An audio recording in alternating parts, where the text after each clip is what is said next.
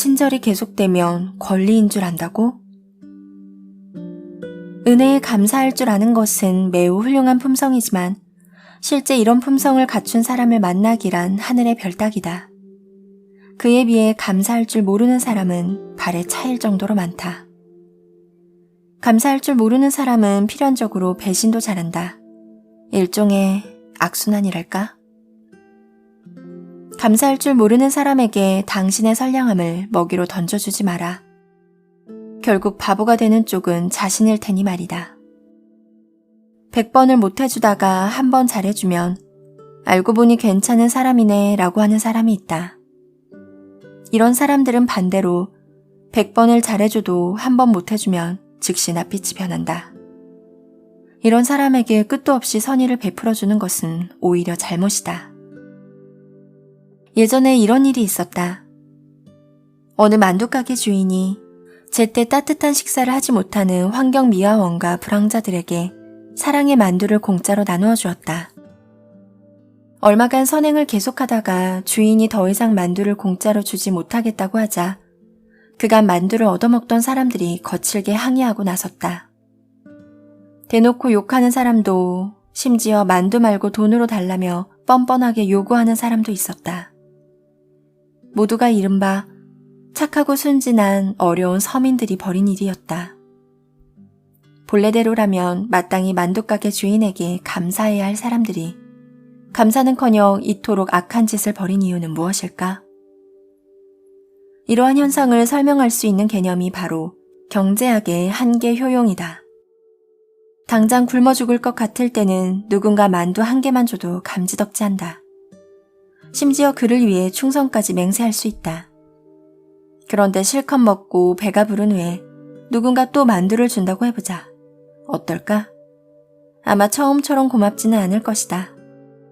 그가 느끼는 행복감은 첫 번째 만두를 먹었을 때가 가장 크며 이후의 행복지수는 포만감과 반비례해 떨어진다. 배가 부른 뒤에는 이제 고기 좀 먹고 싶은데 왜 자꾸 만두만 주지? 라는 생각이 들기 십상이다. 그러다 손에 10여 개의 만두가 쥐어지면 고마움은 거의 사라지고 스멀스멀 이런 생각이 든다. 이 사람들은 자선을 베푸는 줄 알지만 사실 쇼를 하려는 게 아닐까? 왜 만두만 주냐고. 내가 필요한 게 만두뿐이 아닌데 말이야. 옷도 필요하고 돈도 필요하고 집도 필요하고. 물론 맨 처음 도움을 받았을 때는 대부분이 진심으로 고맙다고 느꼈으리라. 그러나 2번째, 3번째, 100번째로 도움을 받은 후에는 어떨까? 아마 자신이 마땅히 누릴 당연한 권리로 여긴 게 아닐까? 그렇지 않고서야 도움이 끊겼을 때 그처럼 분노하고 화를 낼 이유가 없다. 인생에서 가장 힘든 시기를 지나고 있을 때 나는 아는 의사 선생님과 작가 몇 분에게 큰 도움을 받았다. 당시 나의 수입은 매달 2,500위안 정도였는데 베이징에서는 이 돈으로 기본적인 생활을 유지하는 것조차 어려웠다. 그래서 나는 어려울 때마다 그들에게 손을 벌렸다. 집에 돈 들어갈 일이 생겼을 때도 마찬가지였다. 그들이 아낌없이 도와준 덕에 적은 벌이에도 불구하고 내 주머니는 언제나 여유가 있었다. 그러자 나도 모르게 씀씀이가 커졌다. 월급은 월급대로 써버리고 돈이 떨어지면 그들의 도움을 받아 살았다. 그렇게 1년쯤 지났을까? 도와주던 사람들이 연달아 경제적 원조를 끊었다. 나는 주체할 수 없는 분노에 휩싸여서 SNS와 문자 메시지로 그들에게 피도 눈물도 없는 나쁜 사람이라고 퍼붓고는 전부 차단해버렸다. 나중에야 당시 그들의 사정을 알게 되었다. 일례로 의사 선생님은 의료기기 회사를 창업하느라 큰 돈이 드는 바람에 나를 도와줄 수 없게 된 것이었다. 다른 작가들도 마찬가지였다. 누구는 주식 투자에 실패해서, 누구는 집안에 큰 병고가 생겨서, 또 누구는 말 못할 어려움에 빠져서 남을 도와줄 형편이 아니었다. 또 다른 작가도 나를 1년여간 도와주었는데 어느 날 갑자기 더는 도와줄 수 없게 되었다며 자신을 만나러 와주지 않겠느냐고 물었다. 나는 화가 나서 거절했지만 나중에 그가 내 회사로 찾아와서 같이 몇 번 밥을 먹었다. 나중에 알고 보니 그때 그는 위장 광기질 종양 말기 판정을 받은 뒤였다. 이미 간까지 전이된 상태였다. 그는 엄청난 의료비를 써서 간신히 목숨을 이어갔다. 마지막으로 만났을 때 키 174cm의 그는 45kg까지 말라 있었다. 그리고 그는 이 세상을 영원히 떠났다. 2005년 중국을 감동시킨 인물로 선정되었던 가수 총페이를 아는가? 그는 짧은 생애 동안 자선 공연 400여 회, 누적 기부액 300만 위안이라는 기록을 남겼으며 183명의 불우한 학생을 경제적으로 도왔다. 하지만 불행하게도 빈곤아동 학업 지원을 위한 공연에 전념하다가 치료 시기를 놓치는 바람에 위암으로 세상을 뜨고 말았다.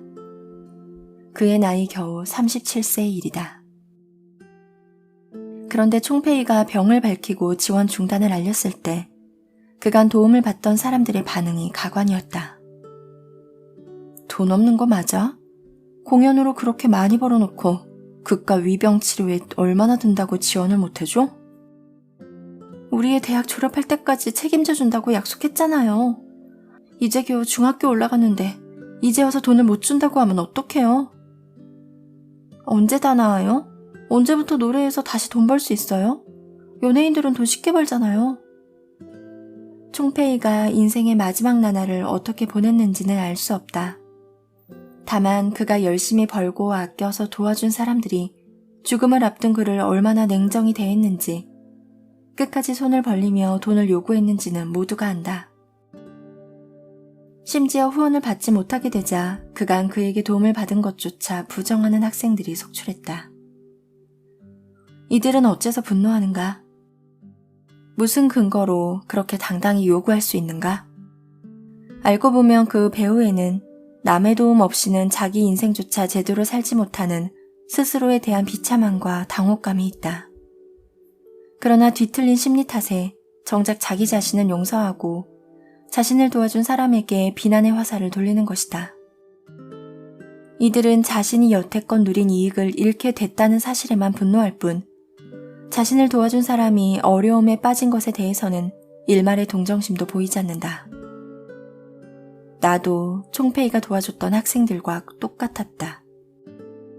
똑같이 전형적인 감사의 한계 효용 체감에 늪에 빠졌고 당연한 도움을 받지 못했다는 생각에 분노했다. 도움을 받는 사람에서 도움받은 후 버려진 사람이 되자 그전까지는 스스로 약자라고 여긴 적이 없었는데도 마치 엄청난 피해자가 된 느낌이었다. 춘추 전국 시대에는 자기 나라 사람이 노예로 있는 것을 보면 돈을 주고 사서 구해와야 한다는 법이 있었다. 물론 돌아와서 관청에 보고하면 돈을 돌려받을 수 있었다. 그러던 어느 날 공자의 제자가 타국에서 노예살이를 하던 자국 사람을 사서 구해오고는 관청에 비용을 청구하지 않았다. 사람들은 그의 훌륭한 인품을 칭찬했지만 정작 공자는 그를 크게 꾸짖었다. 너는 그렇게 하지 말았어야 했다. 너의 훌륭한 행동 때문에 결국은 아무도 노예를 구해오지 않게 될 것이다. 노예를 사온 뒤 돈을 청구하지 않는 것이 훌륭한 인품의 기준이 됐는데 누가 돈을 청구하겠는가? 돈을 돌려받지 못하게 됐는데 누가 자기 돈을 써서 노예를 구하려 하겠느냐? 공자가 말한 대로였다. 그 이후로는 아무도 관청에 돈을 청구하지 않았고 노예를 구해오는 일 역시 현저하게 줄어든 것이다. 명나라에 여문이라는 공정하고 청렴한 재상이 있었다. 그는 관직에서 물러난 후 고향으로 내려가 살았는데 어느 날 한 사람이 술에 잔뜩 취해서 그에 대해 함부로 욕설을 퍼부었다. 나중에 여재상은 이 사실을 다른 사람에게 전해 들었지만 선의를 베풀어 그의 죄를 추궁하지 않았다. 그런데 얼마 후 그 사람이 훨씬 심각한 죄를 짓고 사형을 당했다는 소식이 들려왔다. 여재상은 몹시 괴로워하며 스스로 탓했다. 자신이 인정을 베푼 바람에 오히려 그가 잘못을 반성할 기회를 놓치고 마침내 죽을 죄까지 지었기 때문이다. 차라리 진즉에 합당한 벌을 받았더라면 죄를 뉘우치고 바른 길로 돌아왔을지도 모르는 일이다. 이 세상을 살아가려면 선한 마음을 굳게 지켜야 한다. 그러나 선한 마음이 반드시 좋은 결과를 낳는 것은 아니며 수많은 작은 선의가 엄청난 화를 일으키기도 한다는 사실 또한 기억해야 한다. 맹목적인 선량함은 오히려 잘못일 수 있다. 옛말에 배는 적당히 부른 것이 좋고 사람은 적당히 잘해주는 편이 좋다고 했다. 아이들에게도 어려서부터 선한 사람이 돼 최소한의 선을 지키며 아닐 때는 아니라고 말할 수도 있도록 가르쳐야 한다. 비록 선량함으로 인해 많은 어려움이 겪는다 할지라도 끝까지 마음의 선한 생각을 포기하지 말기를 바란다.